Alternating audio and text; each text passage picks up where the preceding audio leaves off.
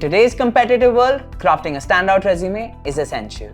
And the very first thing a recruiter sees on your resume is your summary. Your summary should start by showcasing passion and work ethic. This is when you can talk about your dedication and willingness to learn.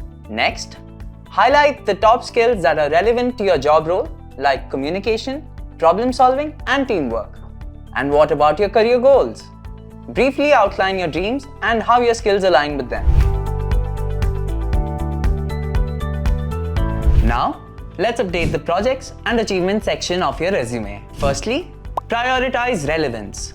Highlight projects that align with the job you're applying for, showcasing your experience in that field. When talking about a project, focus on the skills you used. Also, talk about any challenges you faced and how you solved them to show your problem-solving skills. Then, describe the impact of your project. Lastly, showcase your achievements.